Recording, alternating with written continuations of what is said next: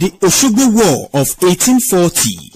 After the Fulanis systematically captured and made Ilorin their territory, they sacked the old Oyo Empire in 1835. They were still not satisfied with their victory. They wished to extend their rule deep into the heart of Yoruba land.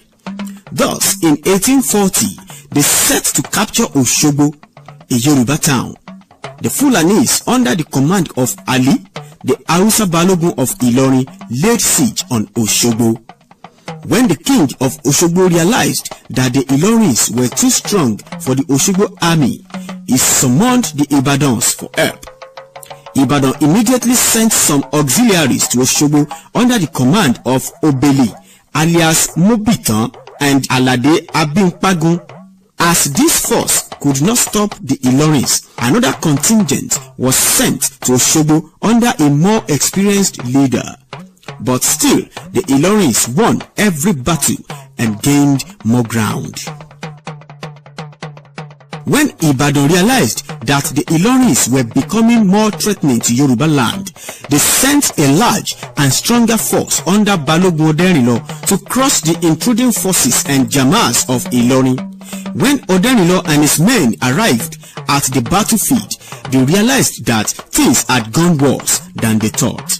They could not show their faces in the open field for the fear of the Ilorin horses, and for about 20 days after their arrival at Osogbo, they could not fight outside the town thickets. Odenrilo suggested that Elepo, a brave Ibadan warrior, was badly needed at the war front. Elepo had been rejected by the war chiefs of Ibadan for his actions at the late Agbamoja expedition. As soon as the message from Odenrilo reached Ibadan, the Bashorun wished he could send Elepo to Osogbo, but could not go against the wish of other war chiefs. Bashorun gave Elepo a cow to worship his god, Ori, and pray for the victory of Ibadan at the war front. At the war front, the Ibadan could not attack the Ilorins during the day because Osogbo was practically in a plain, and the Ilorin horses might have advantage of them with disastrous results. They decided to attack at dusk, when the Ilorins would no longer be able to use their horses. About 2 p.m., the well-prepared Ibadan army left the gate of Osogbo for the battlefield.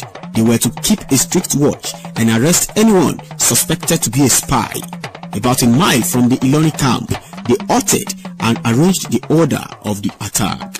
The Osogbo army and the earlier auxiliaries were to handle the center of the battlefield. Chiefs Abitiko and Labuju were to command the right wing. Balogun Odenrilo with the rest of the Ibadan war chiefs were to form the left wing of the army. The Ilorin camp was then attacked at midnight. The watchword was Eloni Owodo. How much is the ferry fare? The reason this watchword was chosen was because the river Osun had to be crossed in entering Osogbo from the south, and anyone who could not tell this was likely to be an enemy.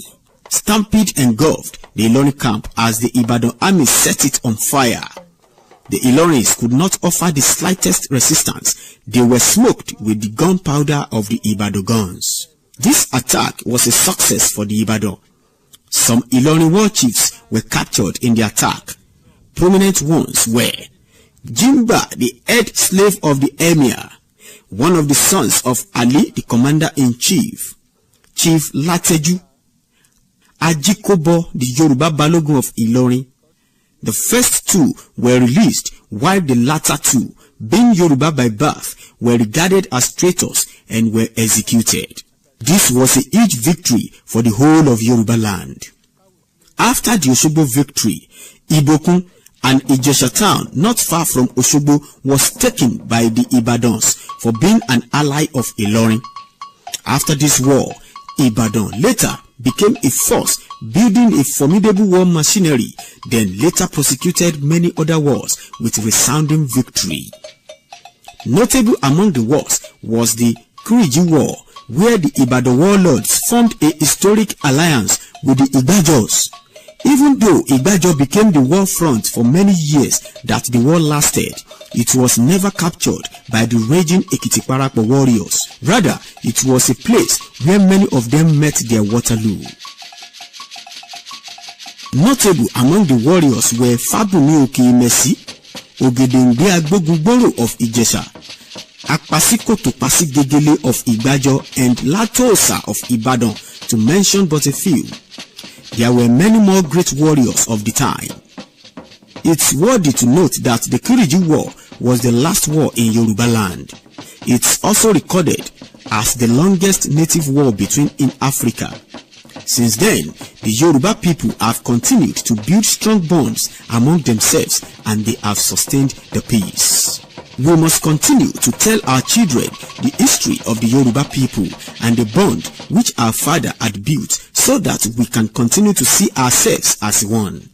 If the Ibadan people can sacrifice their lives for the people of Osogbo in order to save other towns and villages in Yoruba land, and in essence the carnage of innocent people were prevented, then we, the modern Yorubas, have no reasons to divide ourselves for political reasons or any reason at all.